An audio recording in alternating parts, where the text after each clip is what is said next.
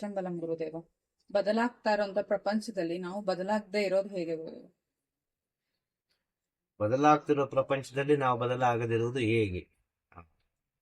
ಪ್ರಪಂಚದಲ್ಲಿ ಬದಲಾಗ್ತಿಲ್ಲ, ನಾವು ಬದಲಾಗ್ತಿರೋದು. ನಾವು ಬದಲಾಗುವ ಕಾರಣ ಪ್ರಪಂಚ ಬದಲಾದಾಗಿ ಕಾಣುದು. ಇಷ್ಟೇ ವಿಚಾರ. ಪ್ರಪಂಚದಲ್ಲಿ ಬದಲಾವಣೆ ಆಗಿದೆ. ತೆಂಗಿನ ಮರ ಇವತ್ತಿನಲ್ಲಿ ಬದಲಾವಣೆ ಆಗಿದೆ. ಪ್ರಕೃತಿಯಲ್ಲಿ ಆಗಿಲ್ಲ ಗುರುದೇವ. ಅದೇ ತಾನೇ ಮೂಲ. ಯಾವ್ದಾದ್ರು ಗಿಡ ಮರಗಳು ಪ್ರಕೃತಿ ಯಾವ್ದಾದ್ರು ಬದಲಾವಣೆ ಆಗಿದೆ? ಮನುಷ್ಯ ತಾನೇ ಇಲ್ಲಿ ಬದಲಾವಣೆ ಮಾಡ್ತಾನೆ. ಮನುಷ್ಯನಿಗೆ ಬೇಕಾದಾಗೆ ತಾನೇ ಹೋಗ್ತಾನೆ. ಮನುಷ್ಯ ತಾನೇ ಬದಲಾವಣೆ ಮಾಡಿದ. ಹಾಗೆ ಯಾರಿಲ್ಲಿ ಬದಲಾವಣೆ ಮಾಡುದು? ಮನುಷ್ಯ ತಾನೇ. ನಾವು ಬದಲಾಗುದಿಲ್ಲ, ನಮ್ಮ ಬುದ್ಧಿ ಬದಲಾಗುದು, ನಮ್ಮ ಬುದ್ಧಿ ಅಪ್ಡೇಟ್ ಆಗುದು.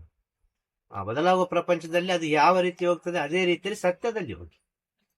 ಸೂರ್ಯ ಅದೇ ಅಲ್ವೋ, ಚಂದ್ರ ಅದೇ ಅಲ್ವೋ, ಭೂಮಿ ಅದೇ ಅಲ್ವೋ, ಗಾಳಿ ಅದೇ ಅಲ್ವೋ, ಅದು ಬದಲಾಗ್ಲಲ್ಲ.